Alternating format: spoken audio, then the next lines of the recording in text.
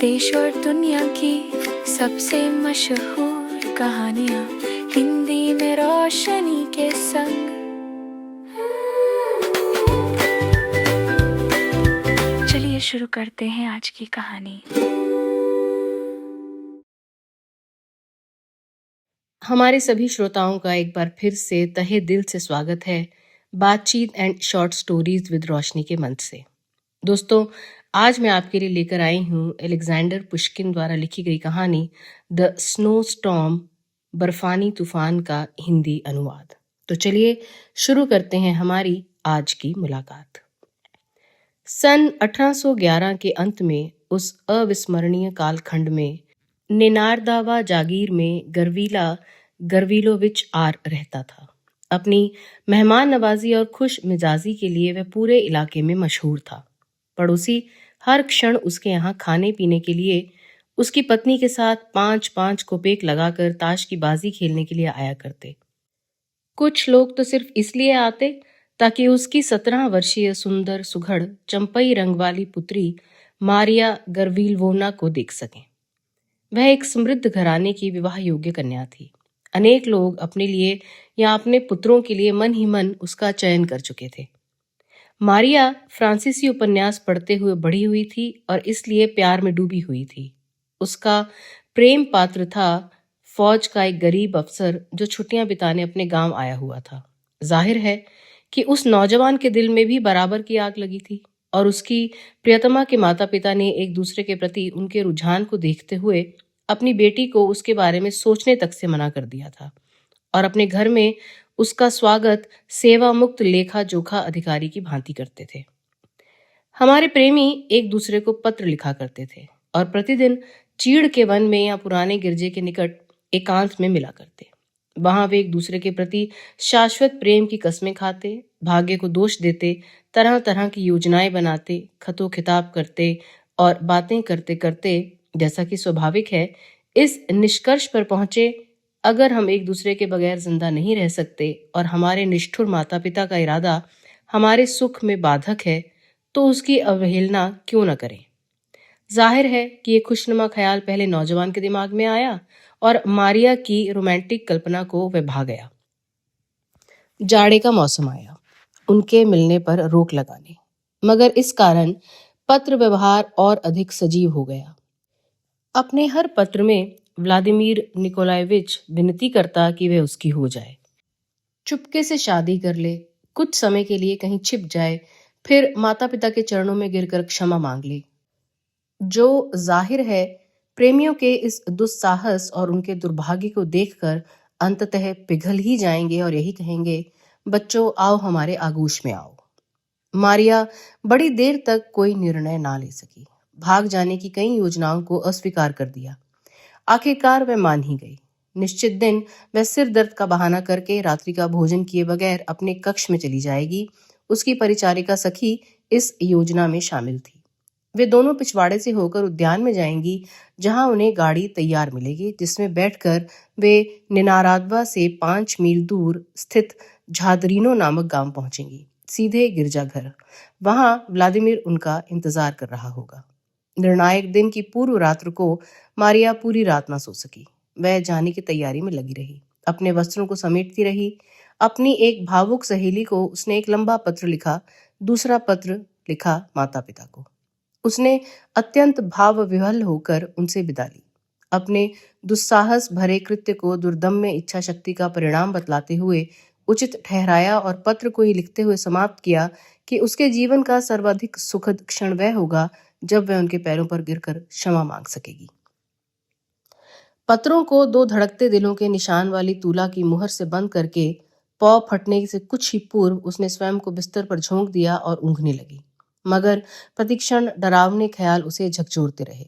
कभी ऐसा लगता कि वह विवाह हेतु जाने के लिए गाड़ी में बैठने लगी, वैसे ही उसके पिता ने उसे रोककर बड़ी बेदर्दी से बर्फ पर घसीटते हुए एक अंधेरे अंतहीन कुएं में फेंक दिया और वह दिल की थमती हुई धड़कनों को संभालते नीचे की ओर गिरती जा रही है।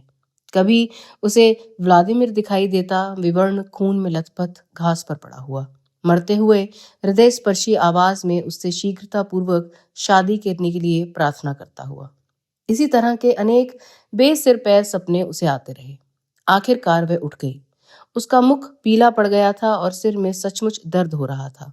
माता पिता ने उसकी बेचैनी को भांप लिया।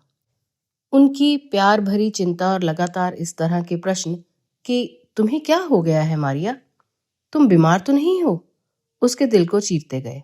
उसने उन्हें सांत्वना देने का प्रयत्न किया, प्रसन्न दिखने की कोशिश की, मगर सफल न हुई। शाम हो गई। उसके दिल को एक ख्याल कचोटने लगा कि अपने परिवार के मध्य यह उसका अंतिम दिन है। वह अधमरी सी हो गई। उसने मन ही मन अपने चारों ओर की हर चीज से, हर व्यक्ति से विदा ली।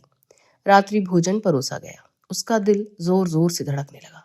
कांपती हुई आवाज में उसने कहा कि भोजन करने की उसकी इच्छा नहीं है और वह माता पिता से विदा लेने लगी। उन्होंने उसे चूमा और हमेशा की भांति आशीर्वाद दिया। वह रोने जैसी हो गई। अपने कमरे में आकर कुर्सी पर ढह गई और आंसुओं से नहा गई। परिचारिका सखी ने सांत्वना देते हुए उसे ढांढस बंधाया और उसका हौसला बढ़ाया। सब कुछ तैयार था। आधे घंटे बाद माशा हमेशा के लिए माता पिता का घर, अपना कमरा, अपनी खामोश कुंवारी जिंदगी को अलविदा कहने वाली थी। बाहर बर्फानी तूफान उठ रहा था। हवा चिंगाड़ रही थी। खिड़की के पल्ले चरमराकर भड़भड़ा रहे थे। हर चीज उसे धमकाती सी, दर्दनाक भविष्य की चेतावनी सी देती प्रतीत हो रही थी। शीघ्र ही घर शांत हो गया और सो गया। माशा ने अपने शरीर पर शॉल लपेटा, गरम कोट पहना, हाथों में संदूकची उठाई और पिछवाड़े की ओर निकल गई। पीछे पीछे नौकरानी 2 गठरियां लाई। वे उद्यान में उतरी। आंधी शांत नहीं हुई थी। हवा थपेड़े लगा रही थी, मानो युवा अपराधिनी को रोकने की कोशिश कर रही हो। प्रयत्न पूर्वक वे उद्यान के अंतिम छोर तक पहुंची। रास्ते में उन्हें इंतजार करती हुई गाड़ी दिखाई दी। ठंड के मारे घोड़े खड़े नहीं हो पा रहे थे। व्लादिमीर का कोचवान बलपूर्वक उन्हें थामते हुए शैफ्ट के सामने चहलकदमी कर रहा था। उसने मालकिन एवं उसकी सखी को गाड़ी में बैठने और उनकी संदूकची तथा गठरियां रखने में सहायता की, लगाम खींची और घोड़े उड़ चले। मालकिन को भाग्य और कोचवान तिरिश्का के कौशल के भरोसे छोड़कर चलें अब अपने नौजवान प्रेमी की ओर। व्लादिमीर पूरे दिन दौड़ धूप करता रहा। सुबह वह झारदीनों के पादरी के पास गया। बड़ी मुश्किल से उसे मनाया। फिर आसपास के जमींदारों के पास गया गवाह जुटाने के लिए।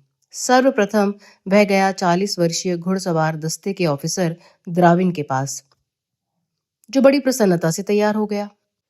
उसने कहा कि ये रोमांचक कार्य उसे पुराने दिनों की घुड़सवारी की शरारतों की याद दिला गया।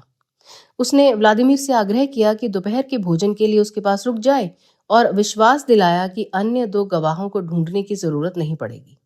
सचमुच दोपहर के भोजन के तुरंत बाद वहां आए जमीन का लेखा जोखा रखने वाला, नाल जड़े जूते पहने मुच्छड़ श्मित और पुलिस कप्तान का 16 वर्षीय बेटा, जो हाल ही में सशस्त्र घुड़सवार दस्ते में भर्ती हुआ था, उन्होंने न केवल व्लादिमीर का प्रस्ताव स्वीकार ही किया बल्कि उसके लिए अपनी जान तक की बाजी लगाने का वादा भी किया। व्लादिमीर ने उत्तेजित होकर उन्हें गले लगाया और तैयारी करने के लिए घर की ओर निकल गया। अंधेरा कब का हो चुका था। उसने अपने विश्वास पात्र कोचवान तिरिश्का को समुचित सूचनाएं देकर अपनी त्रोयका के साथ नेनारदवा भेज दिया और अपने लिए एक घोड़े वाली गाड़ी तैयार करवाकर बगैर किसी कोचवान के झादरीनों की ओर चल पड़ा, जहां 2 घंटे बाद मारिया गर्विलोवना भी पहुंचने वाली थी। रास्ता उसका जाना पहचाना था और सफर था सिर्फ 20 मिनट का। मगर जैसे ही वह गांव की सीमा पार करके खेतों में पहुंचा, इतनी तेज हवा चली और ऐसा भयानक बर्फानी तूफान उठा कि उसे कुछ भी दिखाई नहीं दिया। 1 ही मिनट में रास्ता गायब हो गया। आसपास का वातावरण धुंधले पीले अंधेरे से घिर गया, जिसमें बर्फ के सफेद रोएं तैर रहे थे। आकाश धरती में समा गया। व्लादिमीर ने स्वयं को खेतों में पाया और व्यर्थ ही रास्ते पर आने की कोशिश की। घोड़ा भी बड़ी बेतरतीबी से चल रहा था और कभी किसी टीले पर चढ़ जाता तो कभी किसी गड्ढे में घुस जाता। गाड़ी हर पल डगमगा रही थी।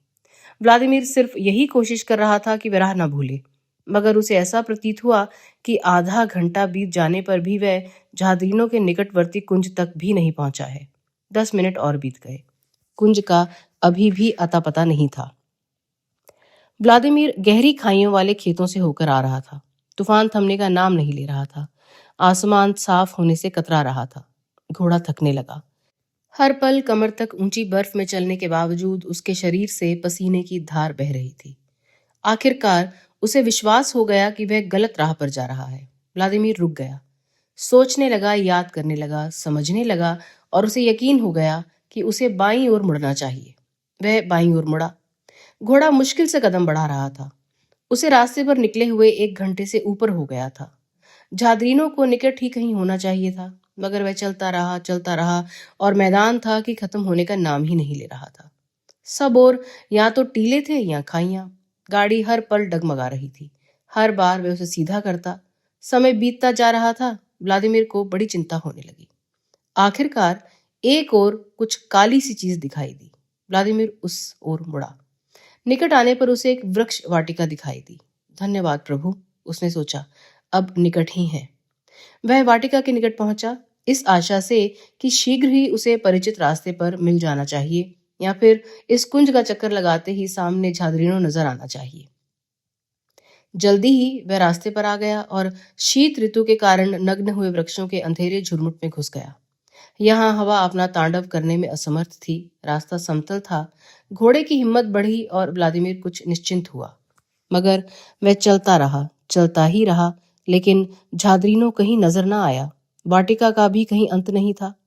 व्लादिमीर भयभीत हो गया जब उसने देखा कि वह किसी अपरिचित वन में आ गया है।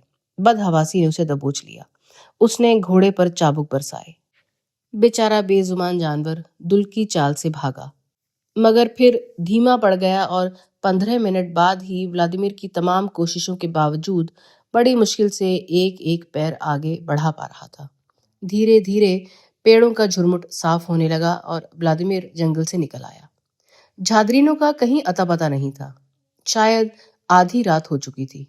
उसकी आंखों से आंसू बह निकले, पर वह अनुमान से चलता रहा। मौसम साफ हो गया, बादल बिखर गए। उसके सामने था बर्फ की सिलवटों वाला सफेद कालीन से ढका मैदान। रात काफी साफ थी। उसे दूर पर एक छोटा सा गांव दिखाई दिया, जिसमें मुश्किल से 4 या 5 झोपड़ियां थीं। व्लादिमीर उस ओर बढ़ा। पहली झोपड़ी के निकट वह गाड़ी से कूदा, खिड़की की ओर भागा और खटखटाने लगा। कुछ क्षणों बाद खिड़की का पल्ला खुला और एक सफेद दाढ़ी वाले ने बाहर झांका। क्या है? क्या झादरीनो दूर है? नहीं, दूर नहीं, 10 कोस होगा। ये सुनकर व्लादिमीर अपने बाल नोचने लगा और यूं सकते में आ गया मानो उसे मृत्युदंड सुनाया गया हो। किधर से आ रहे हो? बूढ़ा पूछ रहा था। व्लादिमीर उत्तर देने की स्थिति में नहीं था। बुढ़ऊ, उसने कहा, क्या तुम झादरीनो तक जाने के लिए मुझे घोड़ा दे सकते हो? हमारे पास कहाँ घोड़ा है? देहाती बोला। क्या रास्ता दिखाने के लिए किसी को साथ दोगे? मैं मुंह मांगी रकम दूंगा। तनिक रुको, खिड़की का पल्ला फेरते हुए बूढ़ा बोला, हम अपने बेटा को भेजते, वही तुमको राह दिखाता। व्लादिमीर इंतजार करने लगा। 1 मिनट भी बीतने न पाया कि वह दोबारा खिड़की खटखटाने लगा। खिड़की खुली, दाढ़ी वाला आदमी दिखाई दिया। अब क्या है? तुम्हारा बेटा कहाँ है? आ रहा है, जूते पहनने दो। क्या तुम ठंड खा गए हो? अंदर आओ, तनिक गर्मी ले लो। धन्यवाद, बस बेटे को जल्दी से भेजो। फाटक चरमराया। एक छोकरा डंडा हाथ में लिए निकला और आगे आगे चल पड़ा। कभी वह रास्ता दिखाता, कभी बर्फ के टीलों के नीचे छिपे रास्ते को खोजता। कितना बजा है? व्लादिमीर ने उससे पूछा। जल्दी ही उजाला होने वाला है, नौजवान छोकरे ने जवाब दिया। व्लादिमीर ने इसके बाद एक भी शब्द नहीं कहा। जब वे झादरीनो पहुंचे तो मुर्गे बांग दे रहे थे। दिन निकल आया था। चर्च बंद था। व्लादिमीर ने छोकरे को पैसे दिए और वह पादरी के आंगन की ओर बढ़ा। आंगन में उसकी त्रियका नहीं थी। हे भगवान, मुझे क्या सुनने को मिलेगा? मगर हम निनारदवा के भले जमींदार के पास चले और देखें, शायद वहां कुछ हो रहा हो। कुछ भी तो नहीं। बूढ़े उठे और मेहमान खाने में आए। गर्विलोविच टोपी और रोएदार कुर्ता पहने और पेत्रोवना ऊनी शॉल ओढ़े। समोवार रखा गया और गर्विलोविच ने नौकरानी को मारिया गर्विलोवना के पास ये पूछने के लिए भेजा कि उसकी तबीयत कैसी है और वह रात को ठीक से सोई या नहीं। नौकरानी वापस आकर बोली कि मालकिन ठीक से सोई तो नहीं है, मगर अब उनकी तबीयत बेहतर है और वह अभी उनके मेहमान खाने में आएंगी। और सचमुच ही दरवाजा खुला और मारिया माँ और पिता का अभिवादन करने आई। सरदर्द कैसा है माशा? पिता ने पूछा। बेहतर है पापा, माशा ने जवाब दिया। तुम्हें माशा कल जरूर बुखार ही था, प्रस्कोविया पेत्रोवना ने कहा। हो सकता है मम्मी, माशा ने जवाब दिया। दिन सही सलामत बीत गया, मगर रात में माशा बीमार हो गई। शहर से डॉक्टर बुलाया गया। वह शाम को पहुंचा और उसने मरीज को बड़बड़ाते हुए पाया। उसका शरीर तप रहा था और गरीब बेचारी लड़की 2 सप्ताह तक मृत्यु के कगार पर खड़ी रही। घर में कोई भी प्रस्तावित पलायन के बारे में नहीं जानता था। पलायन की पूर्व रात्रि को उसके द्वारा लिखे गए पत्र जला दिए गए थे। उसकी नौकरानी सखी ने मालिक के क्रोध की कल्पना से किसी को भी इस बारे में नहीं बताया था। पादरी, घुड़सवार दस्ते का भूतपूर्व अफसर मुच्छड़ स्मिथ और पुलिस कप्तान का बेटा खामोश रहे। कोचवान तेरेश्का कभी भी व्यर्थ की बकवास नहीं करता था, नशे में भी नहीं। इस तरह आधे दर्जन से ज्यादा अधिक षड्यंत्रकारियों ने इस रहस्य को गुप्त ही रखा, मगर स्वयं मारिया ने लगातार तेज बुखार में बड़बड़ाते हुए अपना भेद खोल ही दिया।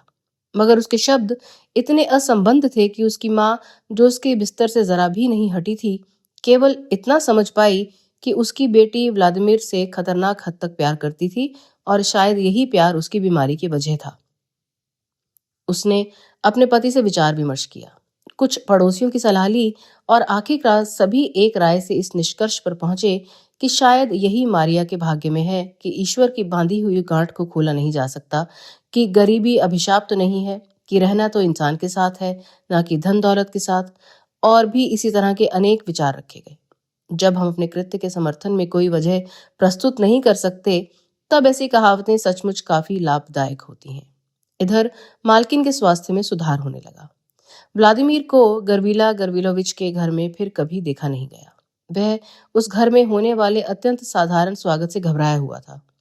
यह सुझाव दिया गया कि उसे बुलावा भेजकर अप्रत्याशित सुखद समाचार सुनाया जाए कि वे उनकी शादी के लिए सहमत हो गए हैं। मगर निनारदबा के जमींदारों के विस्मय का ठिकाना न रहा जब उनके निमंत्रण के उत्तर में उन्हें मिला एक अर्ध विक्षिप्त सा खत। उसने लिखा था कि वह उनके घर में कभी भी पैर नहीं रख सकेगा। प्रार्थना की थी कि उस अभागे को भुला दें जिसके सामने मौत के सिवा अन्य कोई रास्ता नहीं था। कुछ और दिन बीत जाने पर उन्हें पता चला कि व्लादिमीर फौज में चला गया है। यह सन 1812 में हुआ। इस बारे में काफी दिनों तक माशा को बता न सके, जिसकी हालत धीरे धीरे सुधर रही थी। उसने कभी व्लादिमीर का जिक्र तक नहीं किया। कुछ महीनों के बाद बरोदिनो के निकट गंभीर रूप से घायल हुए सैनिकों की सूची में उसका नाम पढ़कर वह फिर बेहोश हो गई और सभी आशंकित हो गए कि उसे दोबारा सरसास ना हो जाए। मगर भगवान की दया से इस बेहोशी के बाद कुछ नहीं हुआ और एक शोकपूर्ण घटना उसके साथ घटी। गर्विला गर्विलोविच उसे पूरी जायदाद का वारिस बनाकर दुनिया से चल बसे, मगर इस जायदाद से उसे कोई सांत्वना नहीं मिली। वह बेचारी प्रास्कोविया पेत्रोवना के दुख को बांटने का पूरा प्रयत्न कर रही थी। उसने कसम खाई कि कभी भी उसका साथ नहीं छोड़ेगी। दर्द भरी यादों से जुड़े निनारदवा को छोड़कर वे जागीर में रहने चली गईं। यहाँ भी विवाह के इच्छुक नौजवान सुंदर एवं समृद्ध विवाह योग्य इस युवती के इर्द गिर्द चक्कर लगाते रहते, मगर उसने कभी भी किसी में कोई उत्साह नहीं दिखाया। माँ कभी कभी उसे मनाती कि अपने लिए कोई मित्र ढूंढ ले।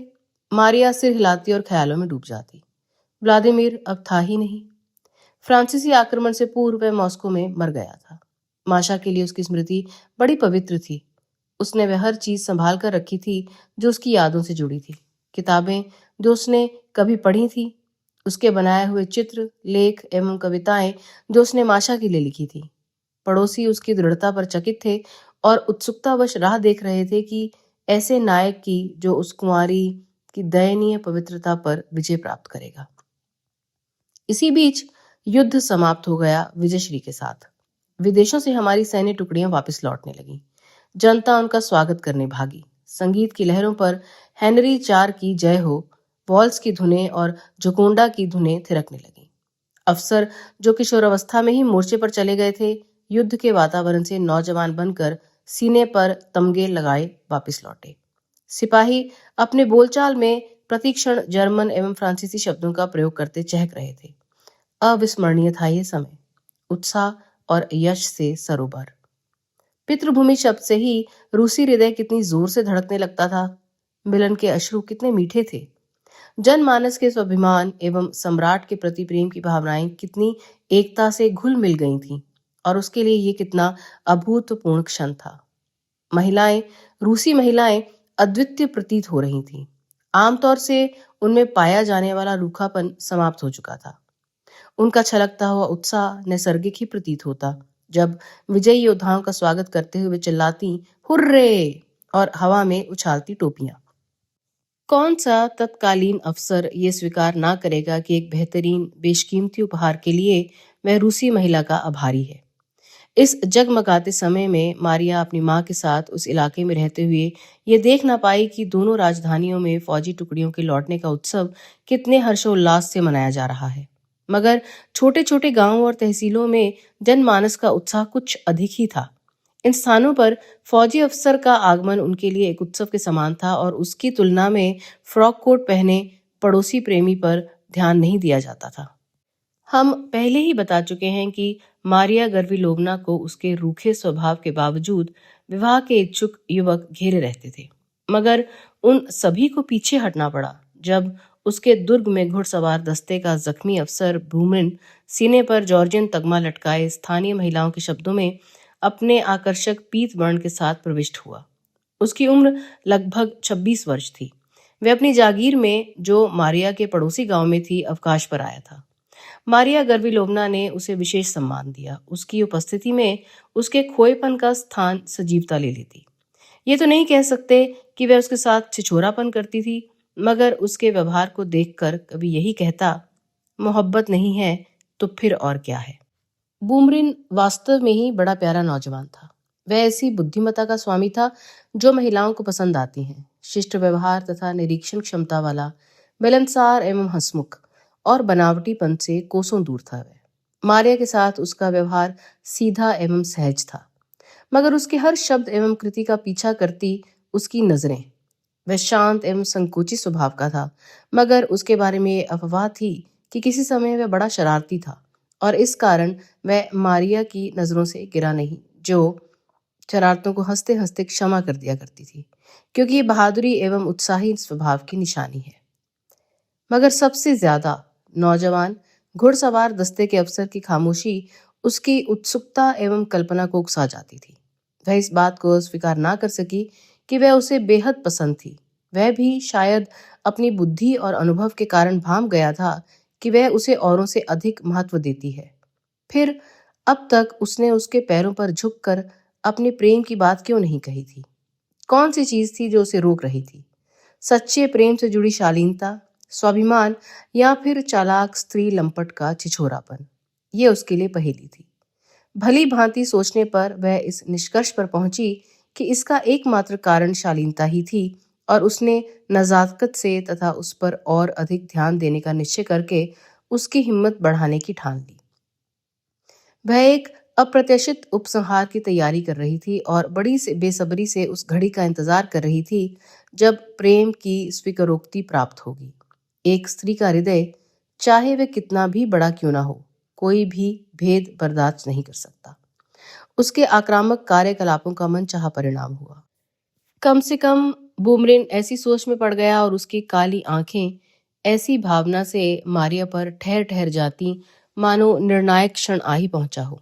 पड़ोसी विवाह की बातें ऐसे करने लगे मानो वह हो ही चुका हो, और ये देखकर कि उसकी बेटी ने आखिरकार सुयोग्य वर ढूंढ लिया है, भोली भाली प्रास्कोविया पेत्रोवना प्रसन्न हो जाती। एक दिन बुढ़िया मेहमान खाने में अकेली बैठी ताश खेल रही थी कि बूमरिन कमरे में घुसा और फौरन मारिया के बारे में पूछने लगा। वह उद्यान में है, बुढ़िया बोली, जाओ उसके पास, मैं यहीं आपका इंतजार करूंगी। बूमरिन चला गया और बूढ़ी सलीब का निशान बनाते हुए सोचने लगी, हे भगवान, ये काम आज ही हो जाए। बूमरिन ने मारिया गर्विलोवना को तालाब के निकट सरई के पेड़ के नीचे बिल्कुल उपन्यास की नायिका की भांति सफेद गाउन में किताब पढ़ते हुए पाया।